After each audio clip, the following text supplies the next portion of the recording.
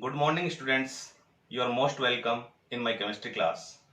Students, पिछले video में मैंने तुम्हें अपनी जो 12th क्लास है इसके अंदर जितने चैप्टर्स हैं उनके सिलेबस के बारे में थोड़ा सा बताया था और पेपर का पैटर्न भी तुम लोगों को बताया था। स्टूडेंट्स, आज मैं ऑर्गेनिक वाला पोर्शन शुरू करने वाला हूं। जैसे कि मैंने तुम्हें बताया था कि 4 ब्रांच है अपने केमिस्ट्री के अंदर, तो उसमें एक ब्रांच ऑर्गेनिक केमिस्ट्री भी है और आज मैं ऑर्गेनिक केमिस्ट्री का पोर्शन ही शुरू करने वाला हूं, जिसका पहला चैप्टर है hello alkene and hello arene. Hello alkene and hello arene. वैसे तो ये चैप्टर 10 है, लेकिन ऑर्गेनिक केमिस्ट्री का ये पहला चैप्टर है और इसके मार्क्स का वेटेज होगा 4। गाइज, हम लोग ऑर्गेनिक केमिस्ट्री शुरू करें इससे पहले तुम्हें मैं एक चीज बताना चाहूंगा कि कैसे हम लोग ऑर्गेनिक केमिस्ट्री के रेगुलर पैटर्न को फॉलो करते हुए ऑर्गेनिक केमिस्ट्री के चैप्टर्स को पढ़ते हैं। ओके गाइज, ध्यान देना। आइए गाइज, सबसे पहले अगर हम लोग किसी भी ऑर्गेनिक चैप्टर का स्टडी करने वाले हैं तो हम जिस तरीके से पैटर्न को अपनाएंगे वो सभी चैप्टर्स में फॉलो होने वाला है। कैसे? सबसे पहले हम लोग किसी भी चैप्टर को पढ़ रहे हैं तो पहला पॉइंट अपना क्या होगा, उसका इंट्रोडक्शन। मतलब वो जो चैप्टर है उसके अंदर जो कंपाउंड्स हैं वो क्या है, तो उसी को अपन इंट्रोडक्शन कहते हैं। जब हम लोग चैप्टर के कंपाउंड्स का इंट्रोडक्शन कर लेंगे तो उसके बाद में उन कंपाउंड्स का अपन क्लासिफिकेशन करेंगे।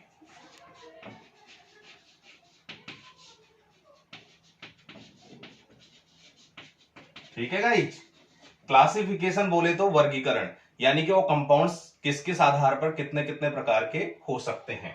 जब हम लोग उसका क्लासिफिकेशन कर लेंगे तो फिर इसके बाद में हम लोग उसका नोमेनक्लेचर पढ़ेंगे। नोमेनक्लेचर यानी कि उसका नामकरण पढ़ेंगे। और गाइज, ये जो नोमेनक्लेचर है ये दोनों सिस्टम में पढ़ेंगे अपन, in common system and in IUPAC system. Okay, जब हम लोग इसका नामकरण सीख जाएंगे तो अगला अपना जो टॉपिक होगा वो होगा प्रिपरेशन मेथड।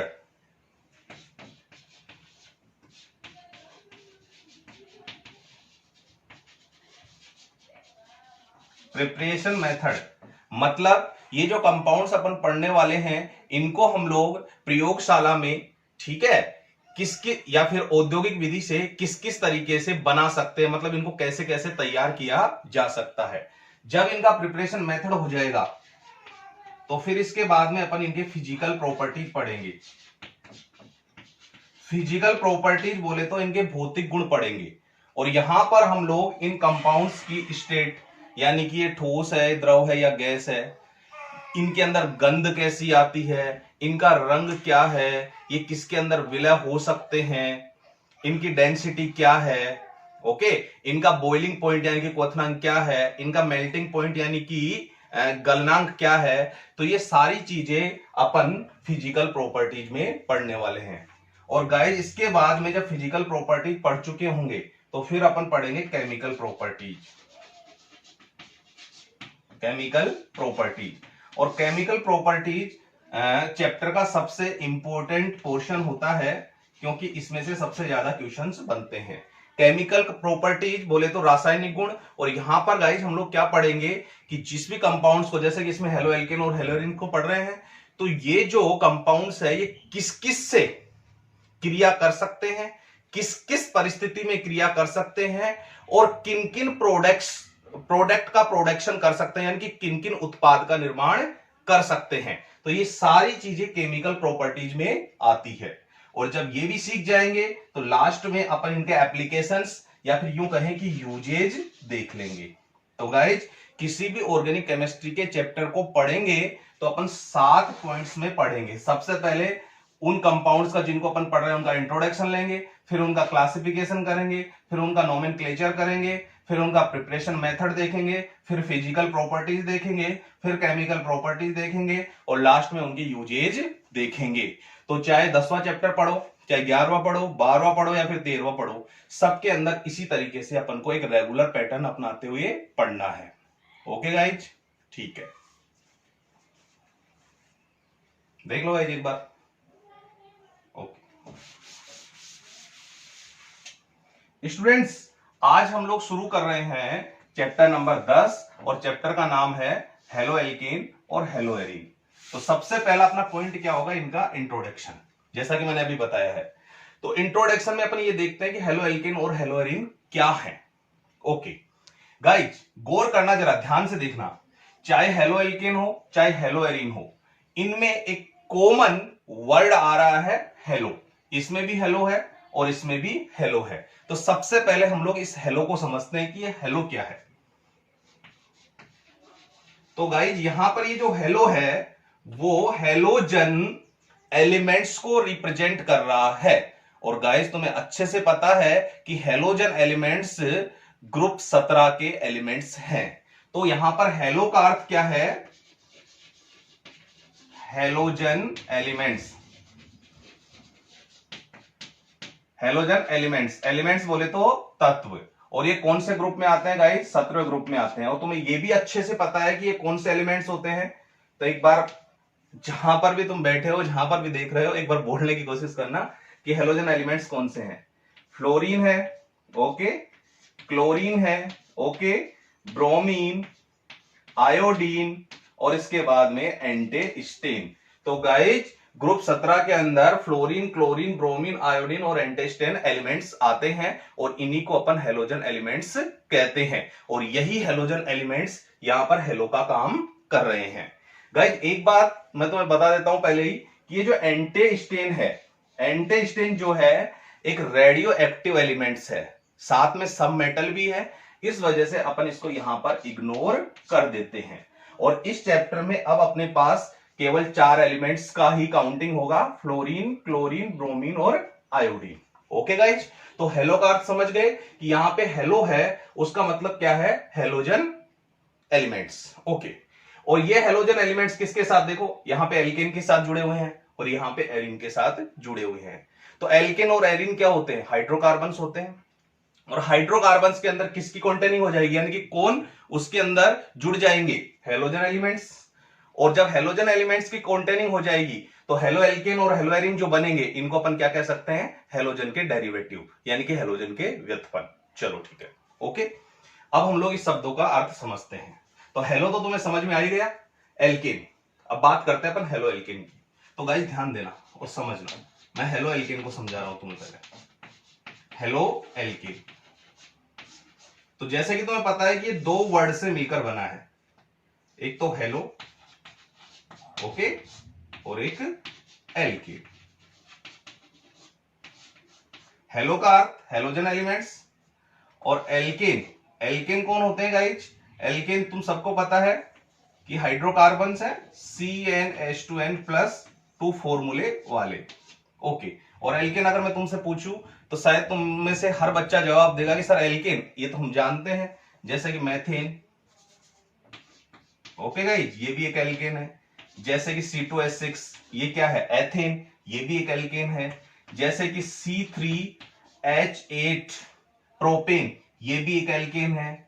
जैसे कि C4H10 ब्यूटेन, ये भी एक एल्केन है। तो सभी को पता है कि एल्केन CnH2n+2 वाले फॉर्मूले वाले हाइड्रोकार्बन्स होते हैं, like methane, ethane, propane, butane, pentane, hexane, जानते हो तुम लोग अच्छे से। अब देखो कहानी यहां से शुरू हो रही है कि जो एल्केन है इसके साथ कौन अटैच्ड है, हेलोजन। अब हेलोजन एल्केन के साथ अटैच होगा तो गाइस ध्यान देना, आप सबसे इंपॉर्टेंट बात बताने वाला हूं कि हेलोजन एल्केन के साथ अटैच होगा तो ऐसे ही अटैच नहीं हो जाएगा। जब हेलोजन एल्केन के साथ अटैच होगा तो गाइज वो एल्केन में से हाइड्रोजन परमाणु को हटाकर अटैच होगा। यानी कि मान लो कि कोई हेलोजन इस एल्केन से अटैच हो रहा है, ठीक है, तो वो इस एल्केन में से किसको हटा देगा, हाइड्रोजन को, और उसकी जगह पर अटैच हो जाएगा। ओके, एक बात और बता देता हूं गाइज कि यहां पर एक हेलोजन भी एल्केन से अटैच हो सकता है तो एक हाइड्रोजन को निकाल देगा। अगर 2 हेलोजन अटैच होंगे तो 2 हाइड्रोजन को निकाल देंगे। अगर 3 हेलोजन अटैच होंगे तो 3 हाइड्रोजन को निकाल देंगे। कहने का मतलब मेरा क्या है कि जितने हेलोजन एल्केन से अटैच होने वाले हैं वो एल्केन के अंदर से उतने ही हाइड्रोजन को निकालने वाले हैं। तो मैं इसको बाकायदा एक एग्जांपल के द्वारा समझाता हूं, समझने की कोशिश करना। और फिर तुम्हें हेलो एल्केन की डेफिनेशन बड़े आराम से आ जाएगी। जैसे सपोज करो गाइज कि मेरे पास एक एल्केन है CH4, जिसको हम क्या कहते हैं, मैथेन। ओके, और इसकी क्रिया मैं एक हेलोजन अणु से करवा देता हूं, कोई सा भी ले सकता हूं, फ्लोरीन, क्लोरीन, ब्रोमीन, आयोडीन में से। जैसे मैंने क्लोरीन ले लिया। ओके, और ये जो रिएक्शन है ये सूर्य के प्रकाश यानी कि सनलाइट की उपस्थिति में होती है, जिसको हम लोग एच न्यू से रिप्रेजेंट कर सकते हैं। ये तो तुम्हें पता है। एच न्यू क्या है? एच न्यू क्या है? फोटोन की ऊर्जा। फोटोन क्या है? जो ऊर्जा के कण है, यानी कि प्रकाश के अंदर जो कण है। ओके, तो सनलाइट की उपस्थिति में अभिक्रिया होती है। अब ध्यान देना गाइज, यहां जो हेलोजन अणु है इसमें से एक हेलोजन परमाणु यहां पर आएगा, इससे रिएक्ट करेगा और इसमें से एक हाइड्रोजन को हटा देगा। अगर वो इसमें से एक हाइड्रोजन को हटाता है, कौन? हेलोजन परमाणु, तो गाइज क्या बनेगा? ध्यान देना, अगर यहां से एक हाइड्रोजन हटा तो क्या रह गया? CH3, और हाइड्रोजन को हटाकर कौन अटैच हो गया? हेलोजन, तो यहां पे ये Cl अटैच हो गया।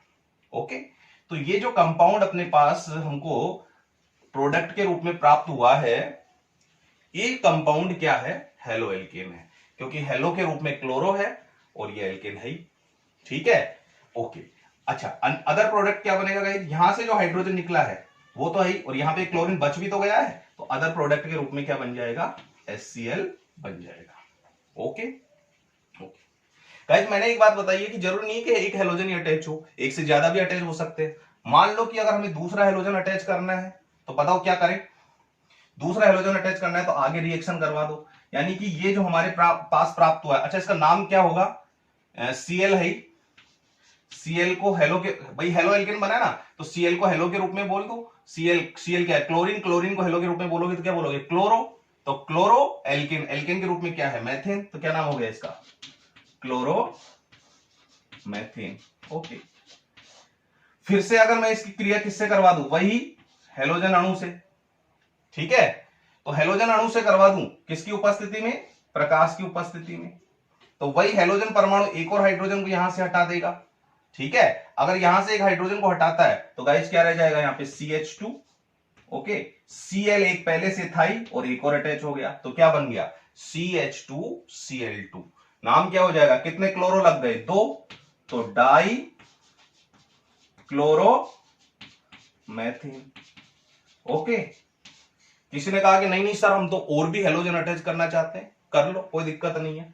फिर से इसकी हेलोजन अणु से क्रिया करवा दो, ये लो, और किसकी उपस्थिति में? वही प्रकाश की उपस्थिति में। ये लो, हेलोजन परमाणु यहां से फिर से हाइड्रोजन को हटा देगा और उसकी जगह ले लेगा। अगर यहां से एक हाइड्रोजन हटा तो गाइस क्या रह जाएगा? CH, और देखो 2 Cl तो Cl2 तो पहले से ही था और एक और Cl अटैच हो गया ना, तो क्या बन गया? CH Cl3।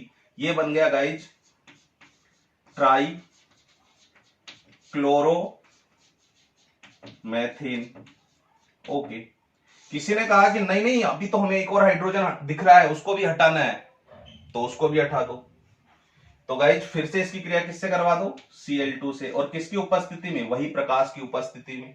ओके, तो ये Cl जो है फिर से इसमें से एक हाइड्रोजन को हटा देगा। अब एक हाइड्रोजन को हटाएगा तो सिर्फ वहां पे C रह जाएगा, Cl3 पहले से ही थे, और एक और Cl करके CCl4 बन जाएगा प्रोडक्ट के रूप में। और ये जो CCl4 बना है इसका नाम क्या हो जाएगा? कितने क्लोरो हो गए गाइज? 4, टेट्रा, तो टेट्रा क्लोरो मैथेन। ओके, अच्छा, अदर प्रोडक्ट के रूप में देखो हर बार HCl ही निकलेगा, क्योंकि H यहां से निकलेगा, Cl यहां पे बचा रहेगा। ठीक है, यहां पर भी अदर प्रोडक्ट वही निकलेगा, क्योंकि H यहां से निकलेगा, Cl यहां पर बचा ही रहेगा, और यहां पर भी H यहां से निकलेगा, एक Cl यहां पे बचा ही रहेगा। तो अदर प्रोडक्ट के रूप में हर बार कौन निकल रहा है? HCl। और ये अभिक्रिया तब तक हो सकती है जब तक कि सारे हाइड्रोजन नहीं निकल जाए। तो यहां पर गाइस तुम्हें एक बात समझ में आई है कि एल्केन से जब भी हेलोजन रिएक्ट करेगा तो वो हेलोजन से अटैच, वो एल्केन से अटैच जरूर होगा, कौन? हेलोजन, लेकिन हाइड्रोजन को हटाकर। अब गाइस एक बात ध्यान देना, अगर मैंने एक हेलोजन अटैच किया है तो एक हाइड्रोजन निकला है, ठीक है, फिर मैंने 2 हेलोजन अटैच कर दिए, देखो यहां से यहां पे कंपेयर करते जाओ तुम, तो यहां से अगर 2 हाइड्रोजन निकल गए तो 2 हेलोजन अटैच हो गए। गाइस तीसरे में देखना कि यहां से अगर 3 हाइड्रोजन निकले हैं तो 3 हेलोजन अटैच हो गए, और ये चौथे वाले प्रोडक्ट में देखना कि अगर यहां से चारों हाइड्रोजन निकल गए हैं तो 4 हेलोजन अटैच हो गए हैं, यानी कि हेलोजन अटैच होगा लेकिन उतनी ही संख्या में हाइड्रोजन को निकालकर। एक के बदले एक, दो के बदले दो, तीन के बदले तीन, चार के बदले चार।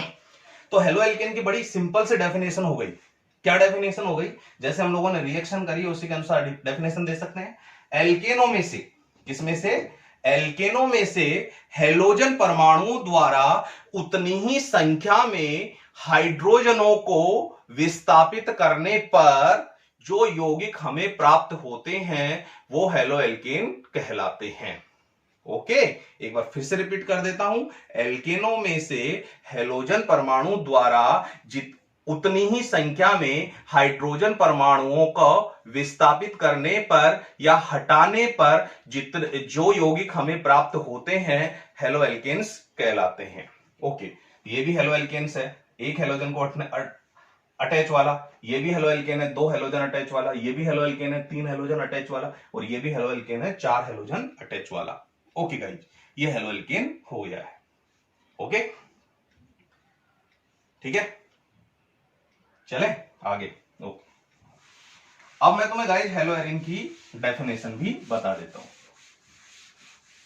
बिल्कुल ये की यही डेफिनेशन होगी, इसी तरीके से, ये की नहीं तो सॉरी, ऐसे इसी तरीके से होगी हेलो एरिन। ओके, सबसे पहले एरिन शब्द को समझ लो गाइस। यहां पे एरिन जो है वो एरोमेटिक हाइड्रोकार्बन्स को रिप्रेजेंट कर रहा है, और एरोमेटिक हाइड्रोकार्बन्स कौन से होते हैं? बेंजीन होता है और बेंजीन के डेरिवेटिव होते हैं, यानी कि बेंजीन और बेंजीन के व्युत्पन्न। तो सबसे सरल हेलो एरिन किसको कह सकते हैं अपन? बेंजीन को, इसको, या फिर इसको C6H6 भी बोलते हो तुम लोग। तो ये जो बेंजीन है या फिर इसके डेरिवेटिव हैं वो सारे एरिन्स में आएंगे।